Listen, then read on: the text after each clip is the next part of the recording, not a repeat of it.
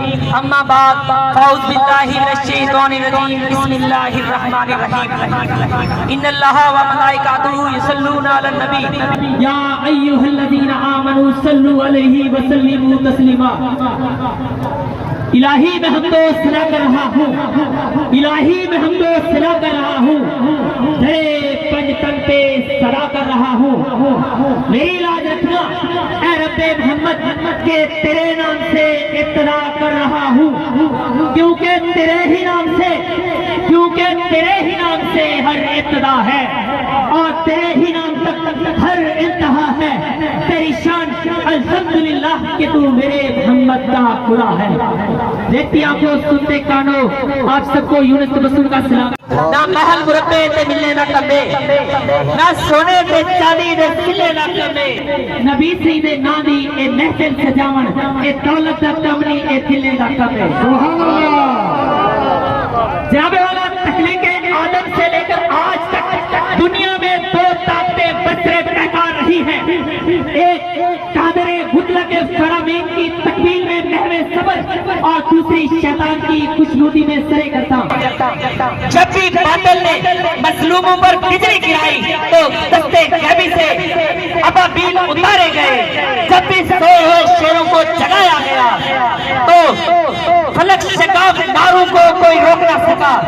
محمد عربی کے غلاموں نے اپنی شان کے وہ جوہر دکھائے کہ مرتے کلندر کی روح کانپ اٹھی اور یہ کہنے پر مجبور ہو گئی، ہر لہجہ ہے مومن کی نئی شان نئی یاد، گفتار میں کردار میں اللہ کی برہان۔ جناب والا علامہ اقبال کے اس شعر کا محو برکت قول و فعل اور حسن و کردار سے آراستہ حق و سچائی کا علم بردار وہ مرد مسلمان ہے جو اپنی ذات میں مشعل راہ ہو، جو لوگوں کے لیے حجت خدا بھی ہو۔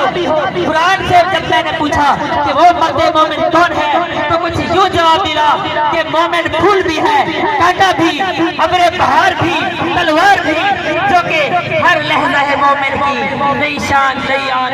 جناب والا فرعون کی بربریت چھائی جب ابو جہل نے اپنے خونی وجہ پھیلائے تو مٹھی بھر مومنین نے تقویٰ کی زیب پہنی اور توکل کی چادر اوڑھی، صبر و استقامت کا ہتھیار اٹھایا اور نصر من اللہ کا نعرہ لگایا اور حسبنا اللہ سے اپنے دلوں کو منور کیا اور پھر میدانوں میں کود پڑے اور ان کی تابانیاں فضائے بدر پیدا کر گئی اور کیسو کسرا کے احوانوں کو ہلا کے رکھ دیا۔ پھر رہتی دنیا نے دیکھا کہ 313 جوان رہتی دنیا تک قائم و دائم اور امر ہو گئے۔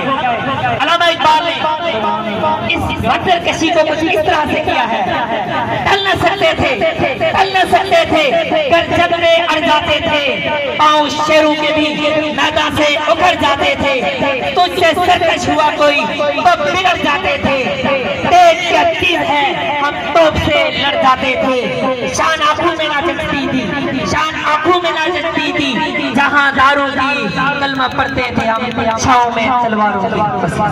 ماشاءاللہ۔